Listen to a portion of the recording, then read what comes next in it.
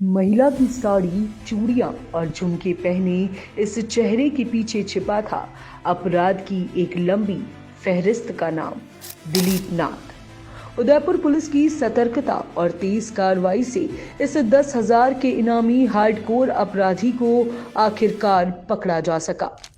राजस्थान गुजरात की सीमाओं में इलाके बदलते हुए यह अपराधी महीनों से पुलिस को चकमा दे रहा था, महिला वेश में घूम रहा था और फर्जी पासपोर्ट के जरिए विदेश भागने की तैयारी में था।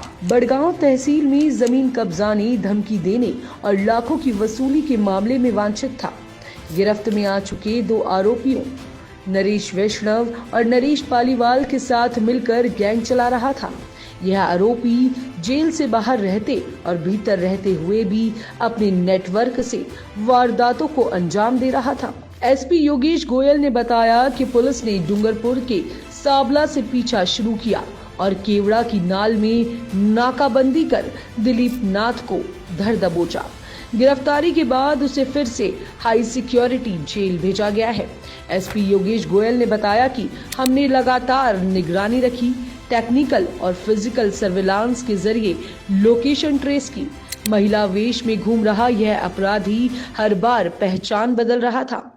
Additional SP headquarters Gopal Mewada के नेतृत्व में सीओ गिरवा श्री सूर्यवीर सिंह ने पिछले कई महीनों की मेहनत करके, दिन रात मेहनत करके अपनी टीम के सहयोग से इसे केवड़ा की नाल के पास गिरफ्तार करने में सफलता हासिल की।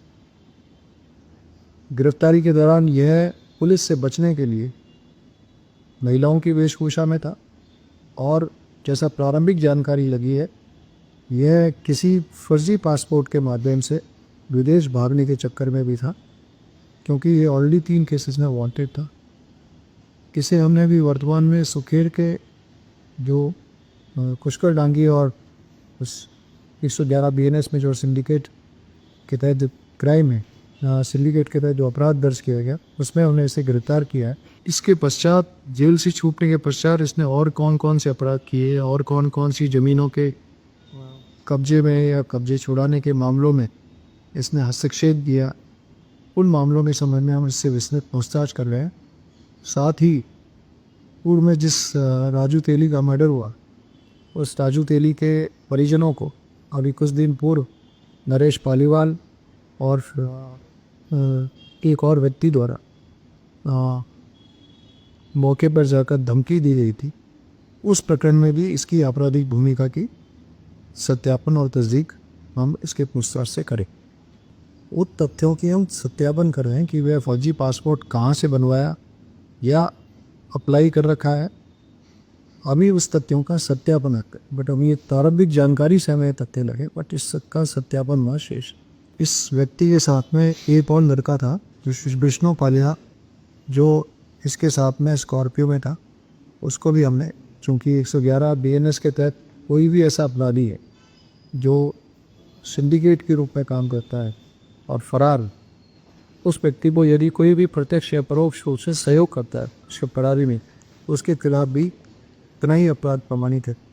देखिए, अभी इसके पास जो भी सामग्री मिली है, उन सामग्री का जो भी रिकॉर्ड इसके पास मिला है, इसके मोबाइल में है, उन सब का एनालिसिस करना शेष है, क्योंकि देर आते ही हमने इसको गिरफ्तार किया। गिरफ्तार करने के पश्चात इसका इलाज कराया। इलाज के पश्चात अब उससे लगातार पूछताछ कर रहे हैं।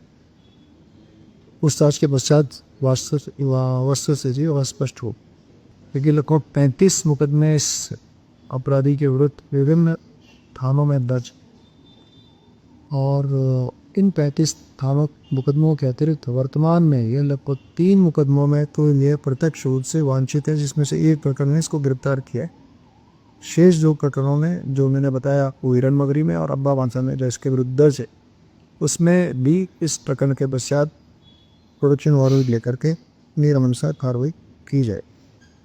किसी भी आपराधिक गतिविधि की सूचना तुरंत 112 या नजदीकी थाने को दे। राजस्थान पुलिस, आपकी सुरक्षा हमारी जिम्मेदारी।